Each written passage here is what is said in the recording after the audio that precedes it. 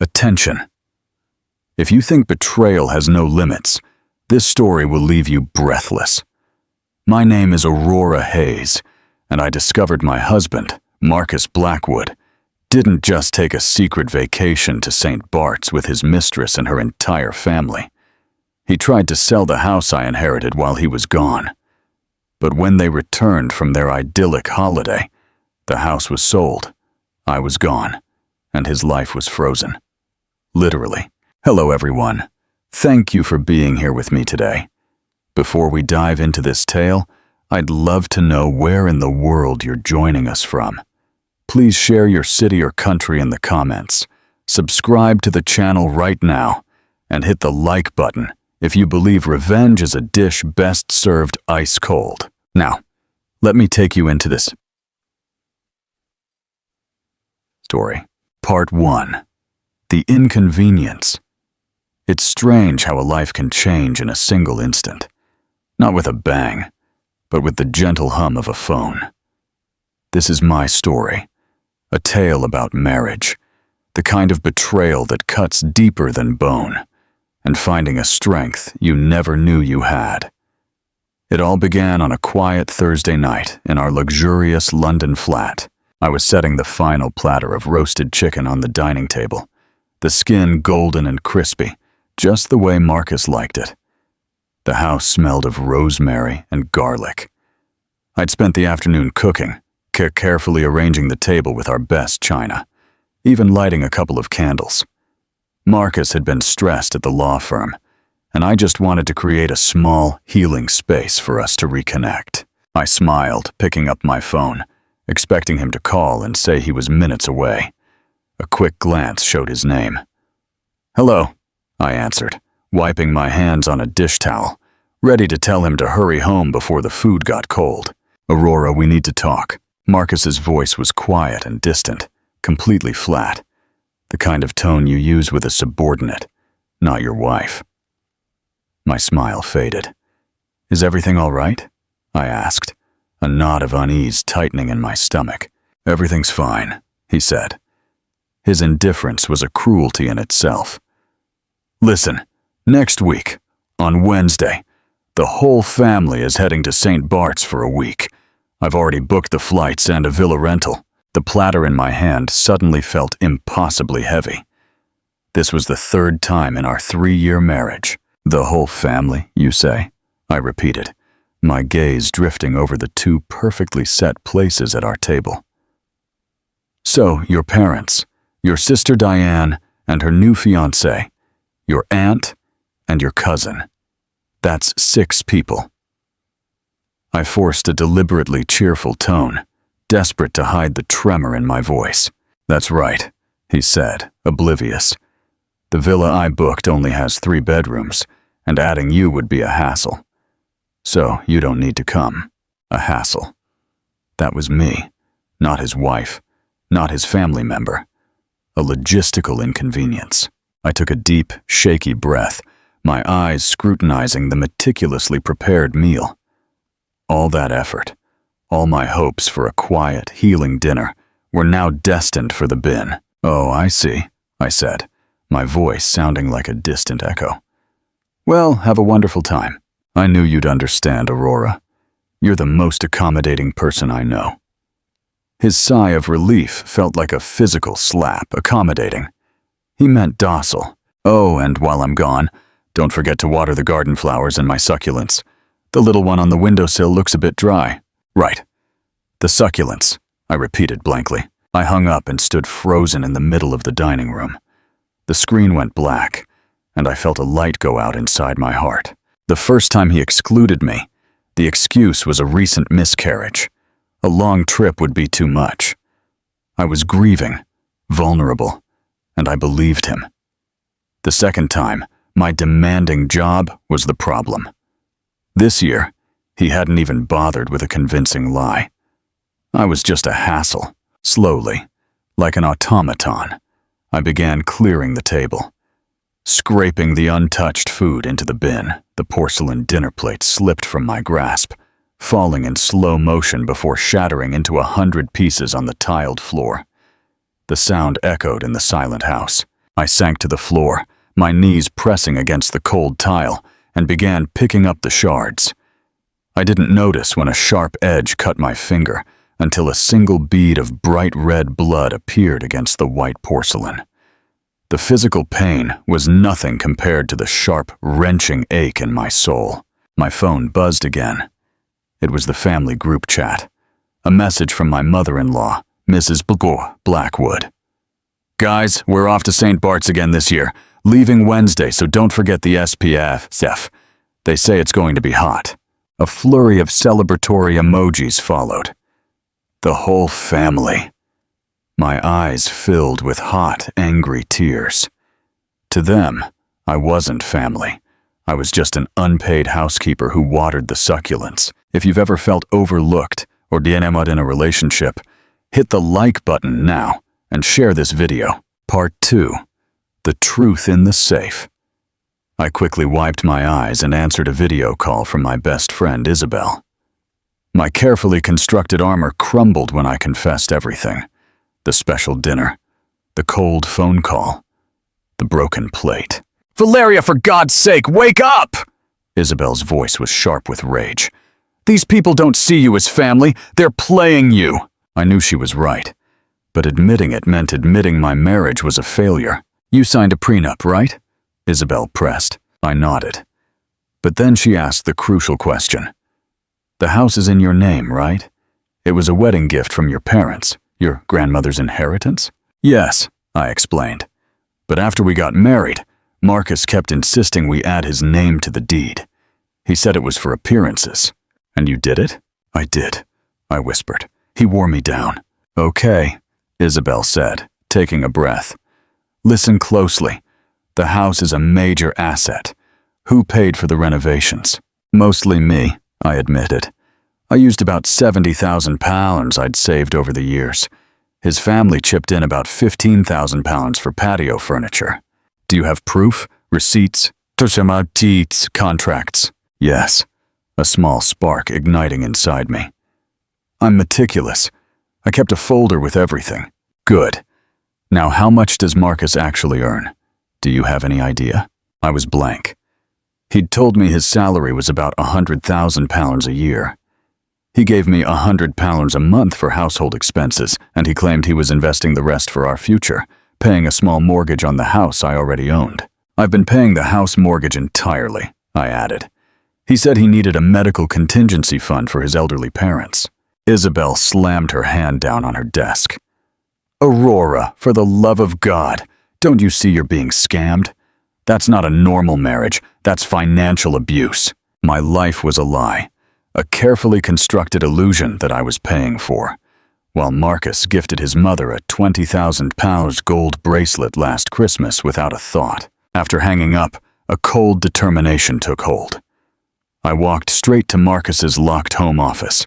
I had the emergency key hidden in my jewelry box. I found what I was looking for, a small, black metal safe tucked behind a row of law books. He'd bought it last year, claiming it was for confidential client information. My heart pounded. I tried our anniversary date. Error. His birthday. Error. Then a bitter thought crossed my mind. With trembling fingers, I entered his mother's birthday. The safe opened with a soft electronic click. Inside, I found a stack of well-organized documents. On top was a thick manila folder labeled Property. I pulled out the deed. Under the Ownership section, it clearly read Marcus Blackwood and Aurora Hayes in joint tenancy. He had lied. Joint tenancy meant he had the right of survivorship. He owned half of everything. Shaking, I found bank statements for an account I never knew existed. The balance, nearly £1.5 million. My eyes scanned the transaction history. Regular bank transfers ranging from £3,000 to £15,000 were going to an account in the name of Camila Ortega. At the bottom was a dark blue velvet jewelry box. I opened it. Nested inside lay a diamond necklace so brilliant it stole my breath. I had never seen it before. The receipt was tucked underneath. Tiffany's. The price tag exceeded £25,000. The purchase date was October 12th last year, my birthday. My gift from Marcus that day had been a simple supermarket bouquet. The final item was a photograph. Marcus in a resort pool, his arm wrapped tightly around a smiling young woman in a bikini. On the back, in my husband's familiar handwriting, "To my love, Camila." St. Bart's, August 2023. My world didn't just crash, it vaporized. His late nights, the mysterious business trips, the constant talk of being broke while living in my house, it all clicked with horrifying clarity. I calmly took out my phone. I photographed every page, every document, every piece of damning evidence. I emailed it all to Isabel's encrypted account. Then I put everything back, locked the safe, and closed the door on 3 years of lies. Part 3. The Frozen Night. Marcus stumbled in around 10:10 p.m., smelling of expensive alcohol and a sweet floral perfume that wasn't mine. He leaned down to kiss me. I turned my head, and his lips met cold air. "You smell of perfume. I don't like it," I said, my voice completely devoid of emotion. He stopped, momentarily surprised, then let out a short, dissociative laugh. "Work, darling. You know how it is. Clients wear strong cologne." "Ah, yes." I looked up at him. "Is that Camila, the client?" His expression froze. The drunken, jovial mask slipped, and for a second, I saw pure panic in his eyes. "What? What are you talking about? Who is Camila?" "Nothing," I said, standing up. "It just occurred to me. You must be exhausted having to entertain that client so often, taking her on all those business trips." I walked straight to our bedroom, leaving him standing in the living room, his face shifting from red to white. A few minutes later, Marcus carefully slid into bed beside me, holding his breath, pretending to be asleep. "Marcus," I broke the silence suddenly, my voice cutting through the quiet room. "What resort are you going to in St. Bart's?" His body instantly tensed beside me. "Just a normal resort the firm deals with." "Ah, really?" I let out a small, humorless laugh. "Not the Oasis Club again, is it? I hear the private pool villas there are super chic." Marcus shot up in bed, gasping. "You've been spying on me." "Spying?" I turned to face him. "You forgot to block me on Facebook, Marcus. Your check-in at the Oasis Club, November last year. By the way, the Tiffany necklace in the photo Camila posted that week was lovely. A very generous gift." His face contorted into an ugly snarl. "How dare you go through my phone?" "Compared to you cheating on me for years, stealing my inheritance, and lying to my face every single day, me checking your public social media is not a big deal, is it?" He was instantly livid. He grabbed a pillow and hurled it against the wall. "Stop it! Do you think I did it because I wanted to? I'm sick of coming home every day and seeing that long, sad face of yours. Camila is 100 times more affectionate. She's fun. She knows how to make a man happy." I watched his mad outburst in silence. In that moment, all the love I had left for him withered and died. "Fine," I said, my voice light, almost cheerful. "Let's get divorced. You can go be happy with Camila, and I'll live my life in peace." "Divorce?" Marcus barked a loud, ugly laugh. "In your dreams, Aurora. You signed the deed. Half of this house is mine. If you file for divorce, how are you going to live? Your meager salary won't even cover the mortgage, let alone buy me out." So that was his master plan. He was sure I was financially trapped, that I would never dare to leave. Seeing that smug, confident look on his face, I just smiled sweetly. "We shall see," I said. I lay down, turned off the light, and turned my back on him. Part 4. The Battle Plan. At dawn, I quietly packed a small bag with my essentials and all the important documents I could find.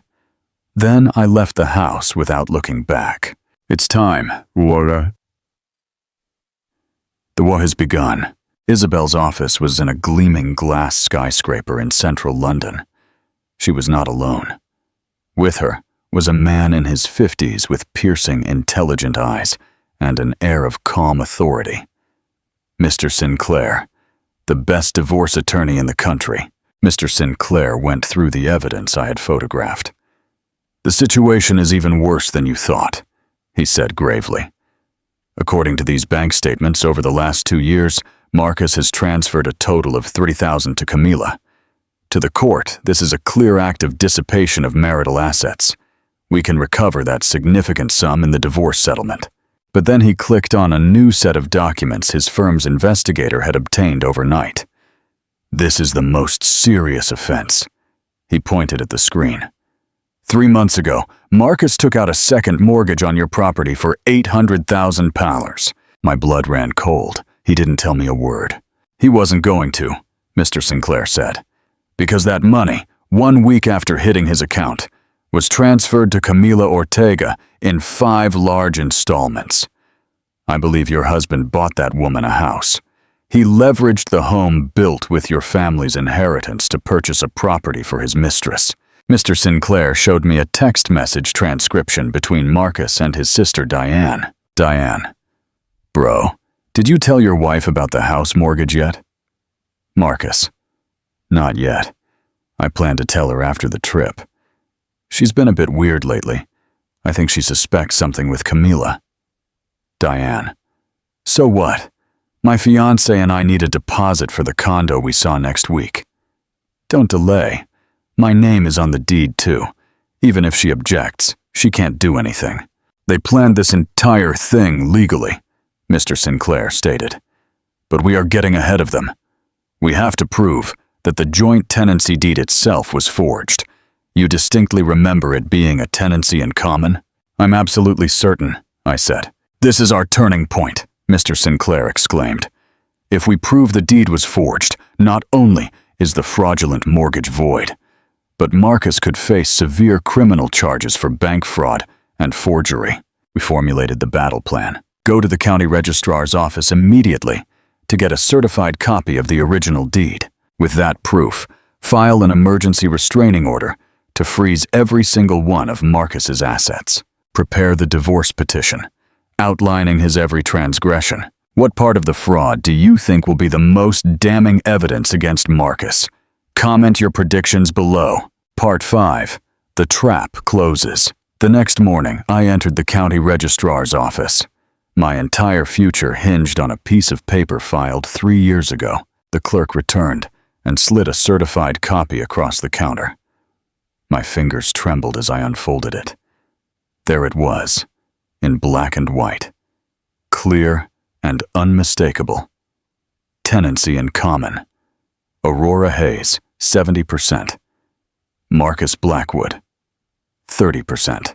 He had deliberately, criminally yerked the document. I immediately filed a lost deed report, a legal maneuver that instantly invalidated the forged copy in Marcus's possession. Then I filed an application for a disposition prohibition. The house, my house, was finally safe. As I sat down with a coffee, my phone rang.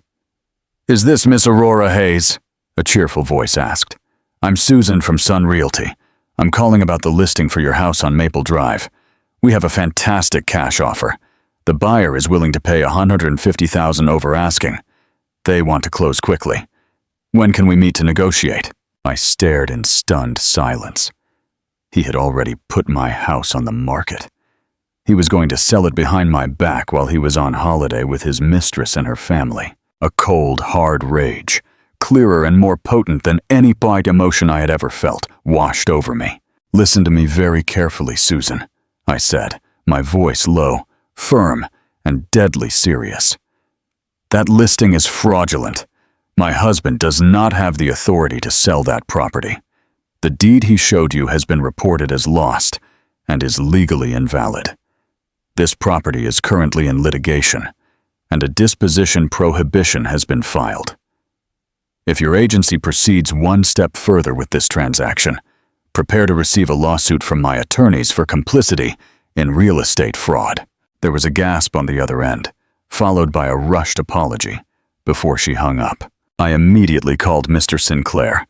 Then I made my next call.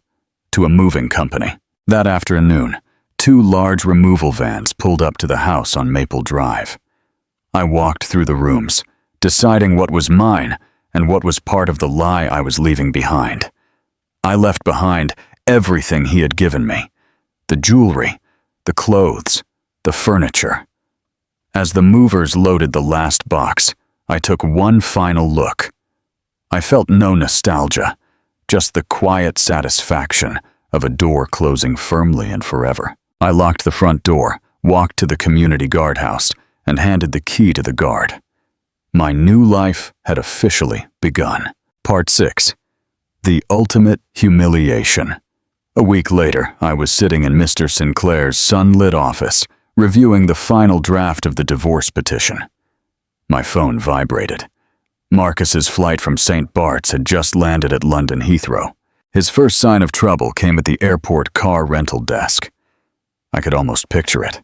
Marcus, bronzed and smug from his week-long holiday with Camila, confidently handing over his black American Express card, only for it to be declined. The confusion, the flash of annoyance, the order of constraint had worked. Every single one of his assets was frozen. They must have taken an expensive cab, because 2 hours later, the guard at my old community called, his voice tense. "Miss Hayes, Mr. Blackwood and his family are here. They are causing a scene." Mr. Sinclair and I drove there immediately. We could hear them before we saw them. Marcus's sister's voice, shrill and piercing, cut through the quiet air of the manicured estate. "My son owns this house. His name is on the deed. Why won't you let him in? That woman bribed you. I demand to speak to your manager." We stepped into the guardhouse to find the entire Blackwood clan in full meltdown. Marcus's face was purple with rage. His sister Diane was next to him, glaring at the guard with contempt. I took a deep breath, straightened my shoulders, and stepped forward. "Mother-in-law Diane," I said, my voice perfectly calm and clear. "It's been a while. How was the trip to St. Bart's? I saw the photos. That family shot with Camila came out beautifully." All 4 of them turned in unison. Their faces were an invaluable gallery of shock, guilt, and fury. Mrs. Blackwood lunged at me, her hands clawed. Before she could reach me, Mr. Sinclair gently stepped between us. "Madam, I'm going to ask you to control yourself," he said, his voice low but weighted with authority. "Assaulting a person is a crime, and I must inform you, we are recording this entire situation." Mrs. Blackwood's hand froze in midair. Well, Marcus sneered, shoving his mother aside and stepping up until he was inches from my face. "So now you bring your fancy lawyer to confront your in-laws. What exactly do you want, Aurora?" "It's very simple, Marcus," I said, looking him straight in the eyes. "I want a divorce, and I want back every last penny and every asset that belongs to me." "Don't you dare dream it," he shouted, spittle flying from his lips. "My name is on the deed. That house is half mine." "Oh, really?" I pulled out the certified copy of the original deed. "This is the original, legally filed record. The house is a tenancy in common. My share is 70%. Your share is 30%. The joint tenancy document you've been using is a forgery, which, by the way, is a serious crime." Marcus's face went completely white. "And that's not all," I continued. "You forged my signature on an £800,000 mortgage contract. That's bank fraud. You transferred over £330,000 of marital assets to your mistress. Under the law, in a divorce with proven fault of this magnitude, not only are you not entitled to any share of the house, but you will have to pay me back for every pound you stole, plus damages." His rage and arrogance drained away, replaced by desperate, whining panic. Tears sprang to his eyes. "Aurora, darling, I'm so sorry," he wailed, trying to grab my hand. "I was wrong. I was an idiot. Please, just give me one more chance. I'll leave Camila. I swear, I'll do whatever you say." I looked at the sobbing man in front of me, and felt nothing but a cold, immense emptiness. "It's too late, Marcus," I said calmly, pulling my hand away. "I've given you too many chances. If you've loved seeing justice served, comment with the number 1 below. Let me know you're still here, and I'll tell you what happened next. And please, if this story empowers you, share it with a friend." Part 7. The Uncharted Territory. After 8 glorious, healing months in Sydney, Aurora Hayes made the decision to return to London. The enormous opportunity offered by the XG Group to head their new Centre for Female Leadership Development was too significant to ignore. As she sat on her new apartment balcony, overlooking the shimmering London skyline, she realized something profound. She wasn't running anymore. True detachment, true strength, wasn't about escaping your past. It was about having the ability to face it head-on and still choose not to look back. Her return was monumental. Her story, once a source of deep, private pain, had become a public case study, an example of how an educated woman could use the legal system to protect her rights and her inheritance. She was invited to speak at high-profile leadership forums, a surprising source of public inspiration. One evening, Aurora was the keynote speaker at a high-level business forum held in a grand ballroom in central London. As she socialized afterward, a familiar, defeated figure appeared at the ballroom door. It was Marcus. He had been released from prison a few months earlier for good behavior. He wore a cheap, ill-fitting suit and clutched a pathetic-looking bouquet of supermarket flowers. The confident arrogance that once wore him like a second skin was gone, replaced by deep, worn-out desperation. "Aurora," he said, his eyes lighting up with a flicker of hope when he saw her. "I just wanted to congratulate you in person. You look stunning." 2 security guards began to move towards him, but Aurora raised a hand to stop them. She needed to do this herself. "Marcus," she said calmly, her voice level, "please leave." "I know I have no right to see you," his voice cracked as he took another step closer. "I was so wrong. Camila left with all my money. My mother suffered a heart attack from the shock. I've lost my job, my solicitor's license. It's my karma, I know." Seeing him so broken evoked no emotion in her. The wound he had carved in her past was so deep that she no longer had the energy even to hate him. "Let the past go," she said, her voice gentle yet firm. "I wish you the best, Marcus. Truly. But please, don't ever seek me out again." He suddenly dropped to his knees right there on the marble floor. "Give me one more chance, Aurora. Please, just one more chance." "Security," she called, her voice resonating with a finality that could not be mistaken. "Please escort this gentleman out." As they lifted him gently but firmly and led him away, he struggled, shouting as he turned to look at her one last time. "Aurora, you are a ruthless woman." She composed herself, lifted her head, and returned to the event. The whispers in the ballroom faded behind her. Conclusion. The unwritten chapter. Marcus never reappeared in her life after that night. With the arrival of spring, Aurora purchased a beautiful new apartment in London with a balcony overlooking the bustling city. On the day of the signing, she made absolutely sure the deed was solely and unequivocally in her name. That night, she stood on her new balcony, looking out at the endless sea of lights. A year ago, she was still Aurora Blackwood, a trapped, heartbroken wife. Today, she was simply Aurora Hayes. Her memoir, titled Rebirth, was about to be published. Her editor had recently sent her a note suggesting she add a final chapter on building healthy relationships. Many readers will wonder if, after all you've been through, you still believe in love, the editor wrote. Aurora sat down at her desk, opened her laptop, and began to type on a blank page. "I believe in love," she typed, the words flowing easily. "But I believe in myself more. The true security never comes from the promise of another. It comes from the unwavering trust in your own strength, your own worth, and your own capacity to rise from the ashes. She paused, looking out the window at the vibrant, demanding city that was now her home. The final chapter wasn't about a new man. It was about the uncharted territory of freedom. Will she find love again? Will she use her newfound financial success to open her own firm? Will the whispers of her past ever truly fade?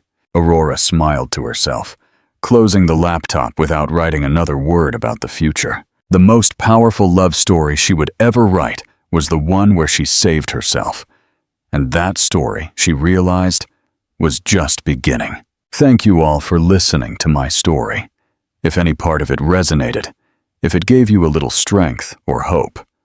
First, like this video and subscribe for more empowering stories. Second, share this video with someone who needs to hear they are not alone. And finally, leave me a comment. What do you think Aurora will choose for her future? A powerful career, a new partner, or true independence? The ending is yours to imagine. Part 8. The Rhythm of Success. Nhip Dio Kutankung.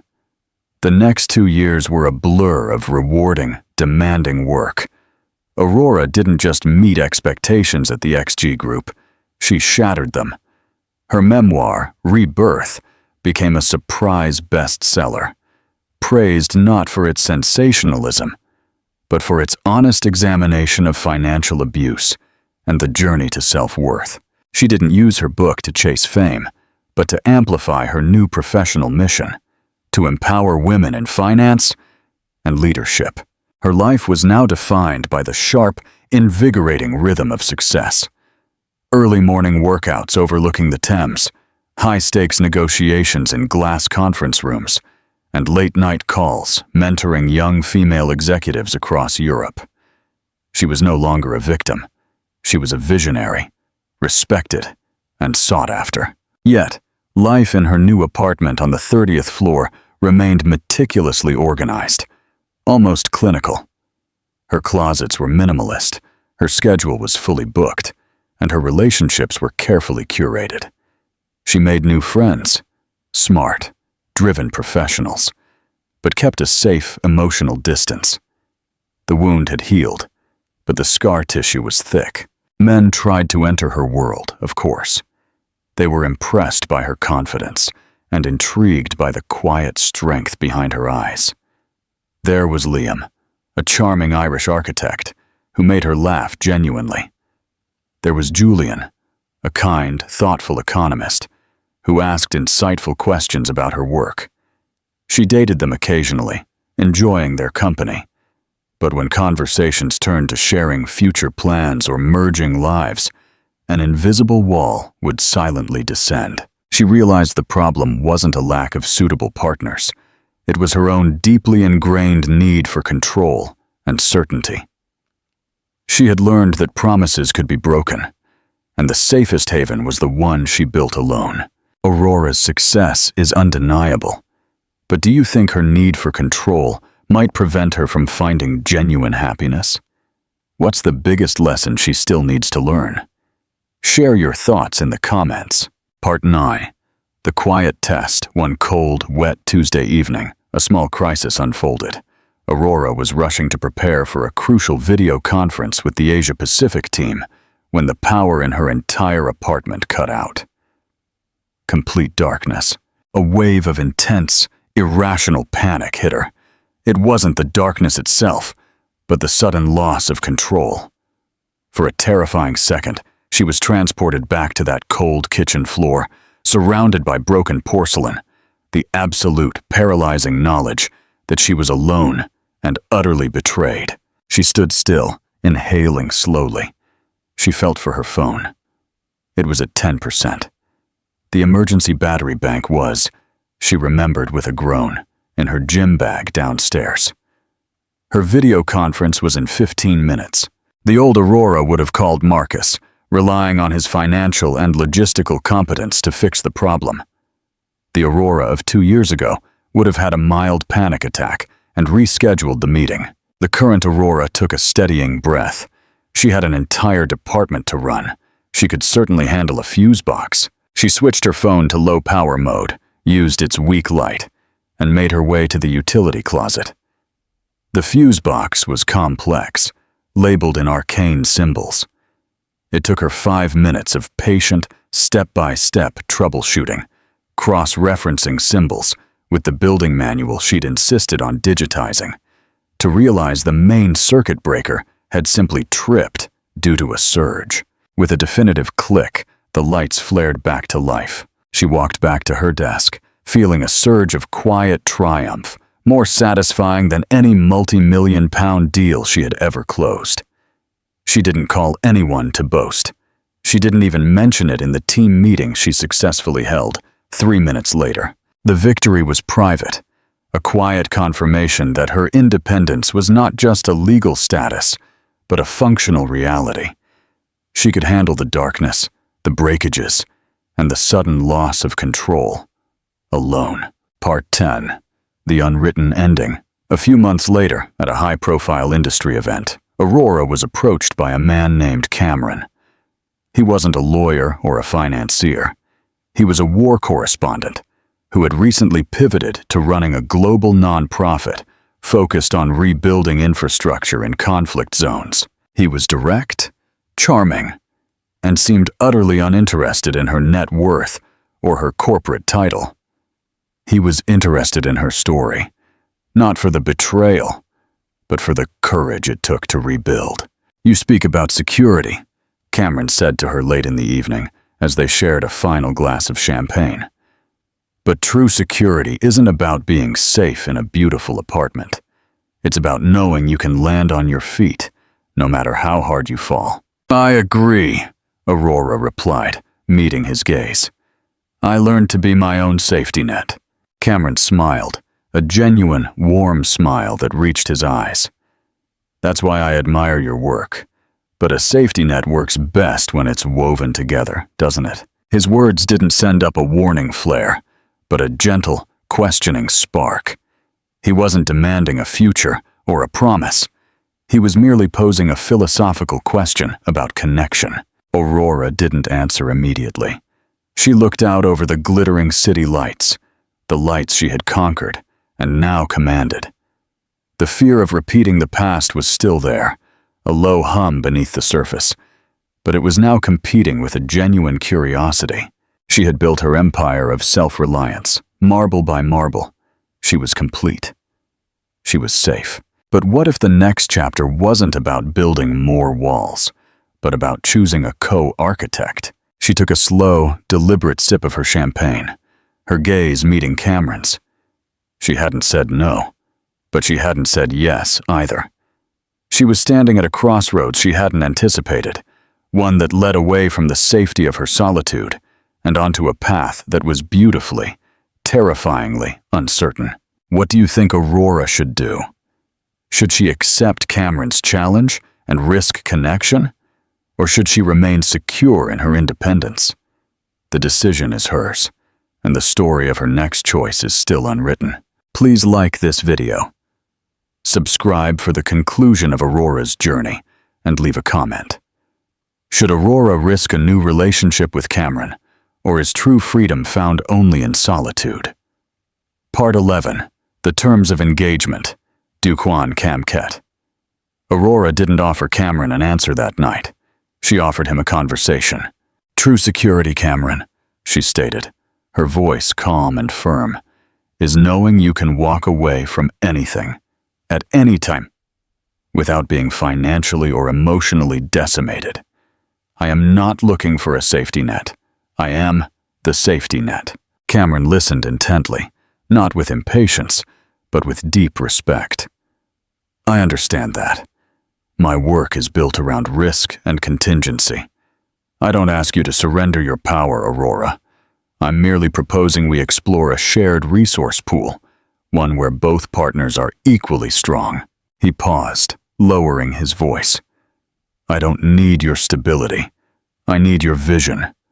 I am not afraid of your independence. I am drawn to it. But I also know that sharing a life isn't a merger of companies.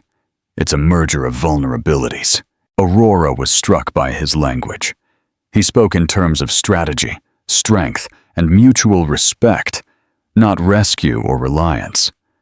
She was intrigued, but the ghost of Marcus's betrayal was a strict gatekeeper. If we were to pursue this, Aurora began, looking him directly in the eye, it would be on my terms. Everything must be transparent. No secrets, no financial codependence. My ownership remains absolute. If I detect even a hint of deceit or control, the resource pool is immediately dissolved, and I walk away. There is no second warning. Cameron didn't flinch. He extended his hand not for a romantic gesture, but for a business agreement. Those are the only terms I would respect, Aurora. My life is an open book. I'm not looking for an escape. I'm looking for a co-pilot who isn't afraid of turbulence. She shook his hand. It was a firm, definitive clasp. It was not a commitment to love, but a calculated commitment to exploration. Part 12. The slow weave. Their relationship unfolded not with passionate declarations, but with measured, deliberate steps. Cameron didn't try to buy her flowers or jewelry. He flew her to a small village in Nepal to observe his team setting up a clean water system, seeking her input on their local messaging strategy. He valued her intellect over her body, her judgment over her compliance. Aurora found herself softening, not out of weakness, but out of the sheer lack of necessity to defend herself. She shared her past, detailing the court dates and the criminal proceedings. Cameron listened without pity, only admiration for her resilience. He never mentioned Marcus again after that first conversation. One Sunday, Cameron was preparing to fly to a dangerous conflict zone in Africa for a 3-week mission. He looked at Aurora, his expression serious. "I need to ask you something," he said. "The logistics are tricky, and I need a reliable contact. My life insurance policy and my firm's operational accounts. I need to make you the sole emergency executor." Aurora was stunned. This was an act of extraordinary, unilateral trust. He was giving her access to his entire life without asking for anything in return. "Why me?" she asked. Her voice barely a whisper. "Because you know the cost of betrayal," Cameron replied simply. "And you know the value of a promise. You are the most secure person I know." He handed her a single, encrypted key. For Aurora, this gesture meant more than 1,000 declarations of love. It was the ultimate acknowledgement of her integrity and strength. The uncertain horizon. Months later, Aurora was back on her 30th floor balcony. Cameron was on his mission in Africa.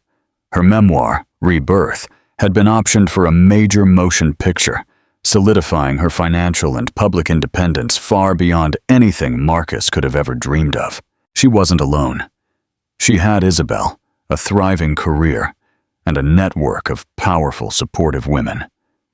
And she had Cameron. A risk, yes, but a risk based on her own careful assessment. She looked down at the bustling London streets. She still loved her solitude, her control, her quiet sanctuary. But now, she occasionally missed the challenge of Cameron's mind, the warmth of his respect, and the unexpected vulnerability that came with being trusted completely. She still had the encrypted key to Cameron's life tucked away in her safe, a quiet reminder that the power was hers, always. The final chapter remains unwritten. Aurora has proven she can save herself and thrive alone. The question is no longer, can she survive? But does she choose to share her perfectly constructed world with a co-pilot who respects her flight path? What do you think will happen next? Will Aurora send Cameron a message accepting a deeper bond?